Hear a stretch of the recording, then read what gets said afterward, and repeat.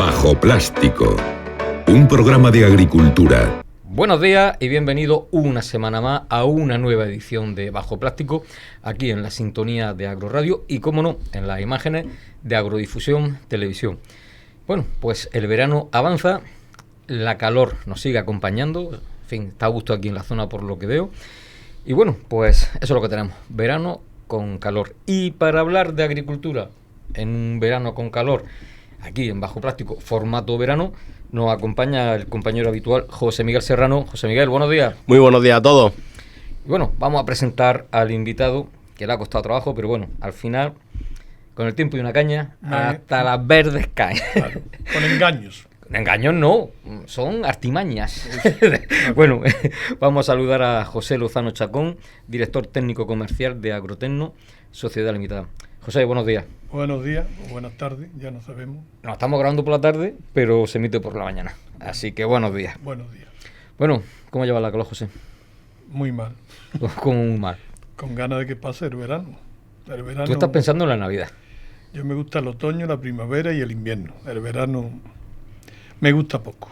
Un verano, es decir, un sevillano que se ha criado en Sevilla, con esos veranos maravillosos que tenéis allí, ¿no? Sí, allí te Pero- cuesta. Pero aquí son diferentes. Es como aquí, en mi zona es como esta. ¿Sí? ¿Se parece mucho a la zona de 10 grados más y con humedad. 10 grados más y con humedad. ¿Qué dices tú? Sí, la zona de las marismas, de lo que es el Bajo Guadalquivir, es así. Eso es pa. Eso es... Bueno, y ahora vamos en pantaloncillo corto, pero tú imagínate en el siglo XIX que la gente iba con doble manga en verano. Ya ves. ¿Eh? Eso había que pensárselo, ¿eh? Y allí sin un árbol, allí es Toyanico. Toyano. Pues Toyano. vamos a publicidad y volvemos en 2 minutos para hablar de agricultura y sobre todo de hidroponía. Volvemos, nada, en 2 minutos.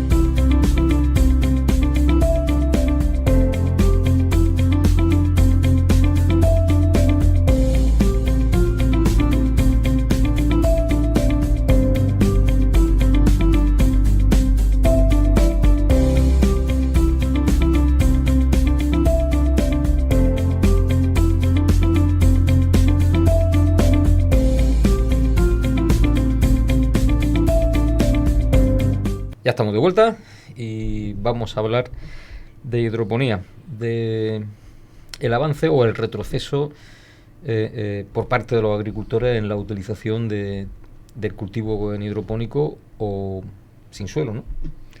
¿Cómo te gusta? Bueno. ¿Cómo te gusta llamarlo, Pepe? Yo lo llamo cultivo en sustrato, cultivo sin suelo. Uh-huh. Al fin y al cabo, el cultivo hidropónico puro aquí se hace poco. El cultivo hidropónico viene de cultivo en agua. Y esto es cultivo en sustrato con agua, vamos, con fertirrigación. Uh-huh. Lo único que diferencia, bueno, que lo otro es solución nutritiva recirculante, y aquí lo que ponemos es un medio, que puede ser lana de roca, perlita, fibra de coco, uh-huh. Y actuamos en un cultivo, digamos, en maceta o en en lo que son tablas de cultivo, en sustrato. Pepe, en los años 90 se puede decir que fue el boom en la provincia de Almería de iniciarse por parte de los agricultores en el tema del hidropónico, pero quizás había una criba o una selección y bueno, se han quedado los más profesionales, los que de verdad le han pillado el punto al manejo del hidropónico o el cultivo sin suelo, ¿no? Sí, bueno, el cultivo hidropónico como tal es una alternativa a los suelos o a los malos suelos, porque si tienes un invernadero que tiene problemas de suelo, una de dos, o sacamos ese suelo y cambiamos ese suelo, o metemos un sustrato y hacemos cultivo en sustrato, cultivo sin suelo, digamos, ¿vale? En su momento, en los años 95, 96, cuando yo empecé un poco, empezó a aumentar el cultivo en sustrato, en aquel entonces principalmente lana y perlita. Había otra serie de sustratos, alita, había corteza, hubo muchos ensayos, muchos experimentos. Donde más se experimentó es en esta zona, en Tierra de Almería, la empresa Cuas en su momento, con cultivo en lana de roca y en cultivo hidropónico puro y demás. Y a razón de el uso de sustrato, fueron alternativas a aquellos invernaderos, a aquellos suelos que no tenían condiciones, porque son suelos difíciles de manejar, y era una alternativa muy viable con sus pros y sus contras con respecto a los suelos. Si pones un buen suelo, un gran suelo, comparándolo con un sustrato, pueden estar de la mano. Pero si tienes un mal suelo, un sustrato, ese mismo agricultor, si hace las cosas que se tiene que hacer en fertilización principalmente, en buen manejo, sacará mucho más rendimiento que en un suelo que le está creando problemas. Si el suelo es de gran calidad, pues podemos estar, para ciertos cultivos, se adapte mejor suelo que el hidropónico. El hidropónico tiene unas ventajas, pero también tiene unos inconvenientes. Describe esas ventajas y esos inconvenientes. Vamos a ver, con respecto cuando tú haces un suelo o tú haces un invernadero nuevo, en esta zona principalmente tenemos un costo de roturación de finca y luego hay un costo de aportar un suelo. Normalmente no hay suelo, tienes que incorporar el suelo, hacer un estercolado y hacer un enarenado normalmente. Eso tiene un costo. De la otra forma, lo que son el cultivo sin suelo, pues hace la roturación, pero a lo mejor no tiene el mismo gasto que imponer un suelo nuevo, de principio. Pero luego tiene unas ventajas el cultivo hidropónico, en precocidad, en manejo de agua, tiene más gasto, menos gasto, depende del cultivo, depende de los manejos. Tiene una serie de ventajas con respecto a conseguir, porque manejamos el cultivo y conseguimos ciertos parámetros de calidad, dureza y una serie de parámetros que en el suelo nos cuesta más trabajo y más si el suelo tiene problemas. Yo tengo una pregunta, José, o no una pregunta, sino... ¿Una sola? No, Miedo bueno, me da. tengo muchas, ¿no? Vale, Pero bueno, por eso digo, conociéndote... digamos, yo cuando eso de las ventajas o inconvenientes en el hidropónico, yo como agricultor yo lo resumo en hidropónico, no hay margen de error, en suelo sí tiene un poco de margen de error, ¿no? Entonces eso quizás en muchas ocasiones yo creo que a lo mejor lo que echa para atrás a un agricultor es decir, voy a hacer un hidropónico. Un hidropónico, pues, creo que los datos están en muchos estudios de internet, es mucho más productivo y muchísimo más precoz que en un suelo. Lo único que un riego que por lo que sea, un error eléctrico, un error de programación o lo que sea, la puedes jugar, ¿no? Vamos a ver, si el sustrato elegido, hay muchos sustratos y cada agricultor se ha adaptado más a un tipo de sustrato que otro. Hay que desmitificar un poco el tema de que un error se te va al trasto todo. No es así. Después de 30 años de experiencia, no es así. Existen errores que hay que evitar y existen momentos puntuales en los cultivos que hay que estar muy encima del cultivo para no cometer errores o errores gruesos, llamémoslo. Si manejas correctamente el agua, la nutrición o la fertilización, tú obtendrás tus resultados, ¿vale? Si se cometen errores graves de no saber regar, o regar a destiempo, o regar cuando no se debe, o al fin y al cabo mal manejo del agua y la fertirrigación, podemos tener resultados mediocres o malos, ¿vale? Antiguamente, si había un corte de luz, claro, hoy en día los sistemas, la mayoría de las instalaciones que tienen una superficie, entre comillas, medio considerable, tienen sus equipos de apoyo en caso de un corte de corriente, tener un generador que genera la corriente. Si evitamos esos fallos gruesos, hay que desmitificar, oye, es que he tenido un error en un riego y se me ha perdido el cultivo. Eso no es cierto. Lo que sí está claro es que si, te pongo un ejemplo, tienes un cultivo de sandía y estoy en pleno engorde de sandía con unos caudales de agua de 2 horas de agua diaria, ¿vale? Que en suelo sería como si fuera una, por el número de goteros, estaríamos hablando. Y un día entero o 2 días te vas de fin de semana y cuando viene el lunes llevas 2 días sin regar, se te ha ido al garete. Si estamos atentos a lo que hay que estar, y hoy en día la agricultura almeriense, ya no estamos hablando de agricultura a la antigua usanza, estamos hablando de verdaderas industrias agroalimentarias, no podemos cometer ciertos errores, porque te juegas mucho, no solamente cultivos, son todos los costos que tiene un cultivo. Entonces, si tú tienes momentos puntuales en el manejo de ese cultivo y te vas de fin de semana, un viernes, y aparece un martes a ver cómo está la planta, pues te puede encontrar sorpresas. Pero si estamos un poco encima en los momentos, digamos, más críticos del cultivo, no tiene por qué aparecer esos problemas. Hay veces que, oye, es que lleva 2 horas sin regar, no pasa nada, no hay que ponerse, hay que suministrar el agua y tener técnicos que te digan, o si no lo sabes, que te asesores, te digan, hazlo así, hay que hacer esto, hay que hacer lo otro, y minimiza los errores. Pero que en suelo también ocurren esos errores. En suelo, si no vas al invernadero durante una semana, te puede encontrar un verdadero desastre. Es decir, si es cierto que, y lo recomiendo así, aquel que no está encima de su industria o de su invernadero porque le gusta más la casa o le gusta tal, eso no es, para él no es el hidropónico, en una palabra, el cultivo sin suelo. Es más para el agricultor que está más pendiente de ese cultivo, ¿vale? De hecho, Pepe, se puede decir que actualmente en el suelo en tierra, me refiero, se están utilizando muchas técnicas del hidropónico, ¿no? Lógicamente, a través del hidropónico, el hidropónico cuando empiezan los primeros años, se empiezan los primeros equipos de fertilización. Aquí volvemos atrás y se utilizaban abonadora, o el que tenía abonadora, o tenía un inyector, o tenía un caudalímetro.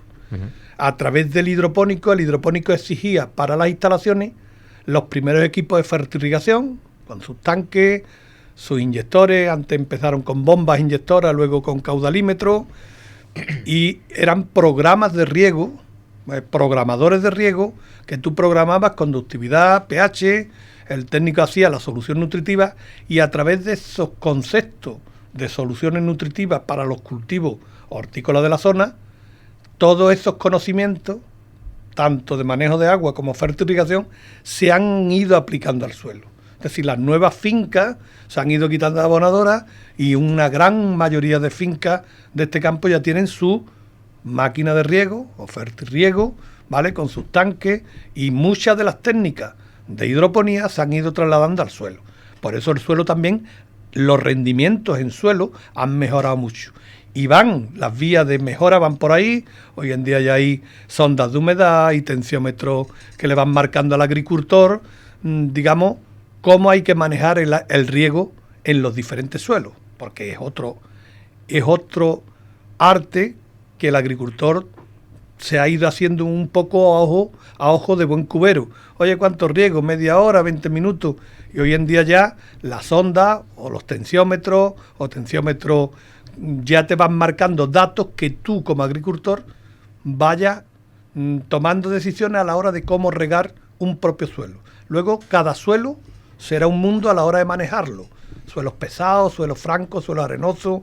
¿Cuál es el mejor? Eso podríamos entrar, yo te daría mi opinión, para cultivo intensivo, cuáles son los mejores suelos, ¿vale? Los suelos pesados son problemáticos igual que los sustratos, cada sustrato se manejan todos iguales, pero cada uno tiene su idiosincrasia. José, voy a hacer una pregunta aquí al compañero José Miguel. Hace poco estuvimos hablando de esos análisis foliares que tú hacías para ver un poco la riqueza nutricional que tenían las plantas y tal. Es decir, en hidropónico, ese análisis o esos equipos para hacer análisis foliares, ¿también lo ves interesante en hidropónico? Sí, claro. Y es mucho más fácil. Pues no necesitas la bomba de succión. Vamos a ver, lógicamente lo que son analíticas te marcan pautas de qué es lo que puede estar ocurriendo y cómo puedes ir corrigiendo tus soluciones nutritivas que tú has diseñado o te las ha diseñado un técnico, ¿vale? En cuanto al tema de cultivo sin suelo, ahí partimos de que le tenemos que dar a la planta lo que la planta va requiriendo. Y, bueno, a mí como técnico me gustaría cada X tiempo tener un análisis de gotero, una solución nutritiva. No lo tengo, pero, bueno, la experiencia me va marcando cómo puede estar los niveles, sabiendo qué cultivo es, sé qué puede estar ocurriendo en la solución nutritiva, qué puede estar ocurriendo a nivel radicular, pero a base de muchos años. Si tienes analítica, pues puedes ver qué elementos están altos, qué elementos están bajos, igual que ocurre en los suelos. En los suelos lo que pasa es que los suelos, en lo que se llama cultivo intensivo, nosotros partimos de un riego, podemos partir de un análisis de suelo, ver qué componente tiene, y si tengo elementos acumulados, pues yo ir retocando mi solución nutritiva para ir adaptando al cultivo en cuestión cuáles son las necesidades nutricionales de ese cultivo. Hídricas y nutricionales. Fertilización viene de riego mediante fertilización, es decir, la fertilización a través del riego. Y no nos olvidemos que al fin y al cabo riego por goteo es un manejo de agua que, aunque el suelo puede tener ciertos elementos, nosotros al fin y al cabo estamos regando en un bulbo constante, y ahí es donde me interesa tener a mí lo que la planta necesita. Lo que está entre línea y línea en la mitad, pues a lo mejor tiene su importancia, pero la raíz no la tengo ahí. La tengo donde la tengo, ¿vale? Y ahí es donde me interesa a mí saber qué está ocurriendo, y la puedo saber a través de análisis de extracto saturado si es un suelo, o análisis foliares para ver qué elemento me está faltando. Pero hay que estudiar de dónde viene esa falta. Puede ser que la fertilización esté bien calculada, pero ha habido causas que han provocado que la planta no me haya asimilado. Falta de blanqueo, manejo de clima, es decir, la agricultura es un todo. No es, tengo sustrato y ya tengo todos los problemas solucionados. No, con el sustrato yo tengo dos alternativas. O utilizo sustrato porque busco una serie de ventajas, o porque también tengo un suelo que no me está permitiendo sacar el rendimiento. Y pongo un ejemplo, si tienes un invernadero y tiene 3.000 metros dentro del invernadero, que es que se encharca cada vez que llueve, tienes problemas, al fin y al cabo, o una de dos, o sacamos eso y modificamos ese suelo, o tengo que poner encima algo que el suelo intervenga solamente de soporte para poner el sustrato. Y tengo que cambiar chip para que el invernadero como tal siga criando. José, estamos hablando de cultivo hidropónico o sin suelo.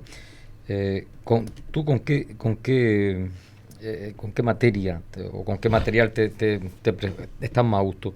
¿Con esos materiales que pueden ser inertes como lana de roca o perlita, o los materiales orgánicos como puede ser fibra de coco y otro sustrato? Ahora mismo en la zona hay 3 sustratos que son los que más hay, ¿vale? Tenemos lana de roca con diferentes características, la perlita con diferentes características, y luego la fibra de coco con otro montón de características. Mi experiencia, donde más experiencia tengo es en lana de roca. Empecé hace 30 años o 26 o 27 años, no sé ni lo que llevo ya, con lana de roca, y es la que más he manejado. Pero manejo lana, manejo fibra, manejo perlita, y cada sustrato, ha habido agricultores que se han adaptado más a un sustrato que le permite una serie de ventajas con respecto a otro. La lana, para mí, es el sustrato más técnico. El que en caso de un error es el primero que te lo detecta, pero también es el primero que se corrige.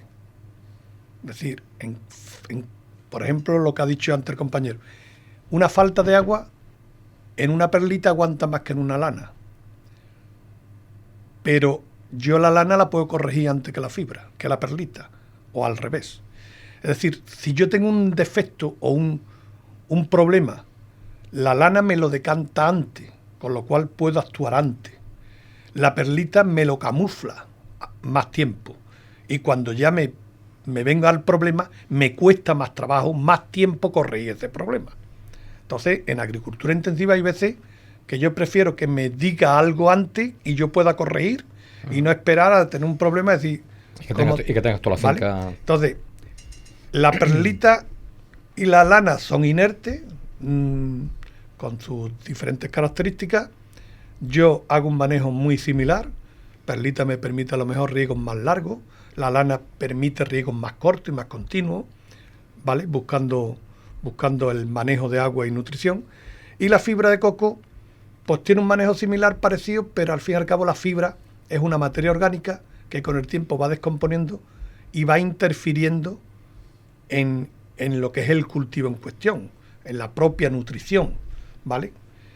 Y te puedes encontrar fibras de diferentes tipos. Hay fibras con más gruesas, más finas, y cada cosa tiene su manejo. Pero todo se maneja. No, yo no venía a hablar. Todos los sustratos valen, hay que adaptarse y saber cómo hay que manejar esos sustratos. Y bueno, ya vamos un poquito más de tiempo. Una pregunta después, sí, lo que quiere decir José Miguel.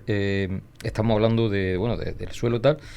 ¿Cómo afectan los patógenos, en este caso, en los sustratos, es decir, a la hora de hacer un cultivo? O sea, si tienes un ataque de hongos, de bacterias en el suelo. Si tú tienes un ataque de hongo y bacteria, si son suelos, al final tenemos que recurrir a las desinfecciones, como se ha hecho hasta ahora, metansodio, agrocelones, telones, que ya lo están quitando. Ya ahora estamos por otras vías, la solarización pura y dura o la biofumigación, que es solarización con aporte de materia orgánica y con otro tipo de desinfectantes, como pueden ser dióxido, el peróxido de hidrógeno. Uh-huh. Por ahí van las vías. Cuando tú tienes un sustrato, si es sustrato nuevo, el sustrato es inerte. Y el sustrato pero incluso viene... ¿La fibra de coco? La fibra de coco, entre comillas, puede traer... El único problema que puede traer, que puede que traiga o pueda traer, puede que sean insectos que no existen en la zona, otro que, bueno, viene de otros países. ¿Te parece poco? Vale, pero bueno, eso está ahí, ¿vale?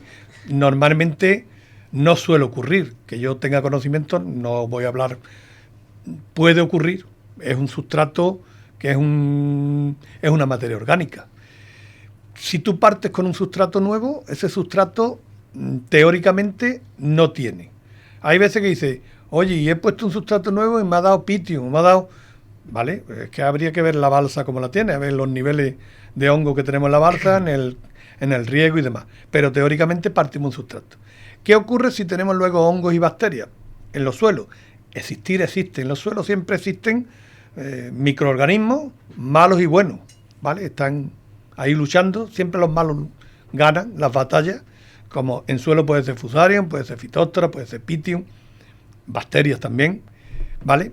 Pero en hidropónico también lo tenemos. Si tenemos que actuar porque tengo una planta, tengo que utilizar fungicidas y demás, en el hidropónico siempre la dosis es mucho menor para combatir esos hongos. Es decir, todo tiene sus ventajas y sus inconvenientes.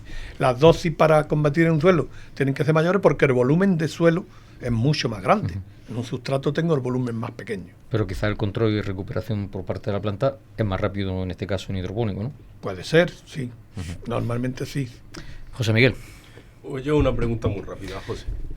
Miedo me da. Y ya me la respondes como tú quieras, más rápido o más lento. Vamos a ver. Suelo hidropónico, en cantidad, donde gastaríamos más abono. Al cabo de una ¿Más agua y abono? Sí. Si hablamos de ciertos... a un mismo cultivo, sí, ¿vale? Un mismo cultivo. Si nos vamos los extremos me refiero muy al verano, cultivo muy tardío de primavera, muy metido ya en verano, un hidropónico puede gastar más agua que un suelo. Si nos vamos a cultivo, digamos, verano, otoño, en ciclo, no irnos muy al verano, me refiero, con una sandía de junio, julio, come, ¿vale? Pero que si analizamos el volumen, puede haber un porcentaje algo mayor en los hidropónicos, ¿vale?, que en un suelo, pero no grandes diferencias. Porque luego no contamos que en los suelos, tu parte de muchas veces dice, bueno, pues yo estoy regando media hora y resulta que en mi suelo yo riego 20 minutos. Sí, en los suelos suele haber 20.000 goteros y en un hidropónico suele haber entre 10 y 12.000 goteros, ¿vale? Es decir, el volumen muchas veces no hablemos nunca de tiempo. Pasa como con la fertirrigación. Gran problema muchas veces de los técnicos cuando hablamos, vamos a echarle tantos kilos por metro. No, mire usted, hábleme usted de volumetría. ¿Cuántos minutos o cuánto volumen de agua estoy metiendo en mi cultivo o en mi hectárea o por 1.000 metros? Y así haremos los cálculos nutricionales en función de volumetría. Entonces hay momentos que en un suelo gasta más y en otros momentos gasta más en el hidropónico. Si nos vamos a los extremos, es decir, mucho en los cultivos de ya lo que es junio, julio y agosto, un hidropónico tiene algo más de consumo que un suelo. Volumen, digamos, consumo litros por planta. Hablémonos, no en tiempo, no hablemos de tiempo. Pero habría que solaparlo y puede haber poca diferencia. Porque muchas veces tenemos más en hidropónico porque para que no haya un error, oye, pues dreno, los drenajes que se llaman, voy a drenar un 25 en 30. Hay calidades de agua que te permitirían, si eres bueno manejando el riego, trabajar con menos drenaje, ¿vale? Con lo cual ahorraríamos un porcentaje de agua y fertirrigación. Es decir, eso a igualdad de cultivo, a igualdad de invernadero y a igualdad de ciclo, podríamos ponerlo encima de la mesa y no habría grandes diferencias, porque habría que ver el tipo de suelo. Si tengo un suelo franco arenoso, muy arenoso, me consume más agua que un suelo pesado. Pero los rendimientos, ¿cuáles son mejores? ¿Qué es lo que queremos como agricultor?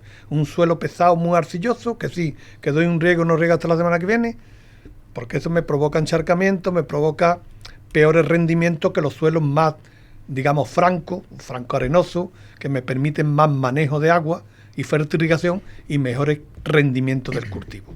Tendríamos que ver kilos producidos, volumen de agua. ¿Vale? ¿Resuelta tu duda? Sí. Resuelta, ¿no? Clarica, como el agua. Te veo que con intenciones de hidropónico. Yo estoy muy contento con mi suelo. Con el chincho y entra trapo. Volvemos a decir lo mismo. Sí. Son alternativas. Hay muchas empresas que están en hidroponía porque hacen ciertos cultivos que el suelo no se lo permite. ¿Qué se hace en hidroponía? Oye, yo he hecho calabacín, he hecho berenjena, he hecho pimiento, he hecho tomate, hago de todo. Uh-huh. Muchos de los invernaderos tecnificados de la zona tienden a irse a cultivo hidropónico. Muchos de ellos puedo llevar y son lana de roca porque buscan cierto... Y cerquita de aquí, ¿no? Muy cerca. Bueno, pues vámonos a publicidad y volvemos en 2 minutos.